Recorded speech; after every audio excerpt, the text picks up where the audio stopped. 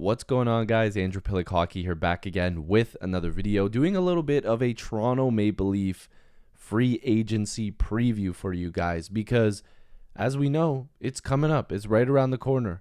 It is probably the day of you're watching this. I'm posting this Friday night, but a lot of people watch the videos the next day, or maybe you're watching this right as it came out. And if you are, thank you so much.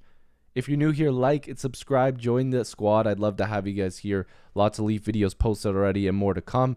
And there'll be lots on NHL Free Agent Day. So I will be checking that out. But there's some talk here. And we got to talk about it, okay? Because the Leafs, this is the first time in a while where I'm like, okay, I don't exactly know what they're going to do. And I'm literally checking my Twitter and everything as we go on here because I want to give you guys the most up-to-date talk that I can.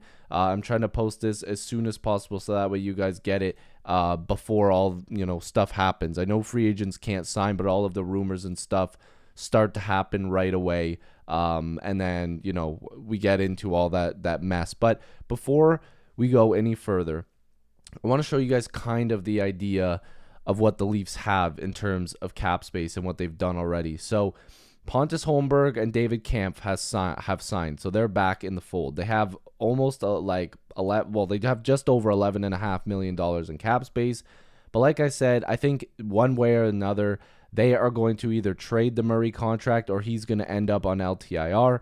I also think the Leafs are going to give a shot to Nick Robertson. So I think this is what it looks like right now. That would give the Leafs about $16 million in cap space. They have 6 defensemen, but they're definitely apparently going to be redoing this. They're going to be doing a lot of work to the blue line. And they need to fill 2 slots in the forward position. But I think they need a tough top 6 guy that can put up points. Hello, Tyler Bertuzzi. And I think that they need a grittier, guy for the fourth line, as well as a scoring fourth line guy. So that way they have options. Maybe they end up getting a really good third line scorer, maybe a Connor Brown or something like that. And we'll get into that talk a little bit. But I'm going to be going through some things on Twitter. One of them is that apparently teams have reached out to Justin Hall ahead of tomorrow, and there's still a possibility he could return to the Leafs. So the talk is that Justin Hall might come back to the Leafs. Now, as much as I don't want Hall to come back, I'm not going to sit here and act like the contract signed. I just don't believe that Justin Hall's a fit for this team anymore. Ryan might be telling the truth, but I just don't think that Tree Living is going to sign Justin Hall. It just doesn't work. Now, Joseph Zita is doing some overtime here and posting a lot of tweets, so thank you to him. So Joseph Zita is saying Toronto is very much in the picture if Reeves, aka Ryan Reeves, hits the open market tomorrow. So Ryan Reeves, tough guy, would make some sense for the Leafs to go out there and grab him. Now, Merrick asked Friedman if he thinks Toronto will get a slugger, and Friedman answers, oh yeah, I think they're going to get beefier. I don't think there's any doubt about that. So they definitely want to be in the market for a tougher guy, which makes a lot of sense. The second tweet here is saying Matthews won't sign this week, but says he thinks he'll re-sign before the beginning of the season. We've probably been knowing that was a thing.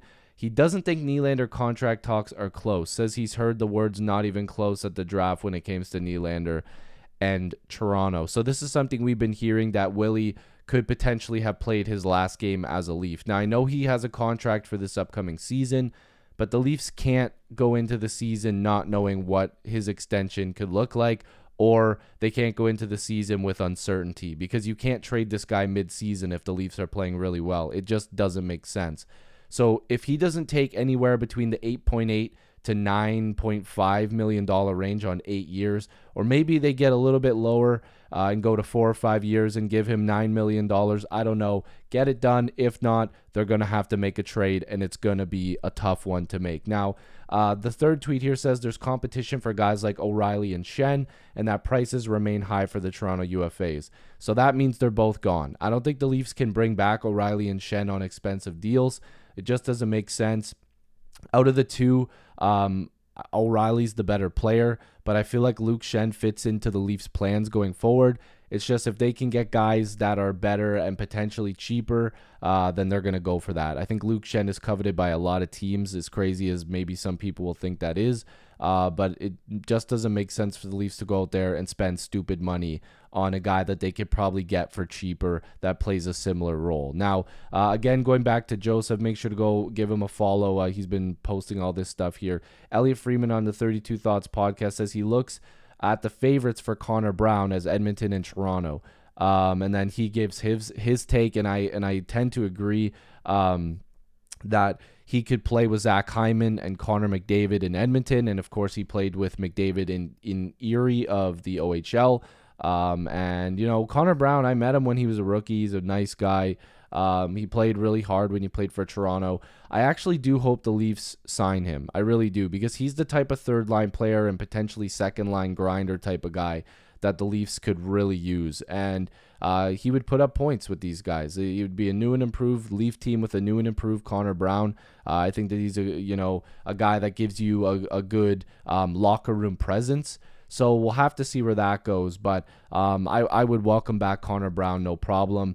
But again, going back to the Leafs and their cap situation, again, it's not necessarily true that they have 16.2. But like I said, I just don't think Matt Murray comes back.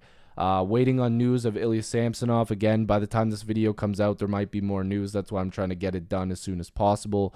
But the Leafs have a lot of decisions to make, and we'll have to see what they do. Lots more content coming for you guys. So if you like this video, make sure to like and subscribe. Join the squad. I'd love to have you guys here. Like I said, free agency is going to be a little bit nuts. So I will be posting some content for you guys. And I'm sure as players sign and maybe there's trades, I'll be posting videos. So thank you guys. Love you guys as always. And hopefully I'll see you in the next video or stream. Peace.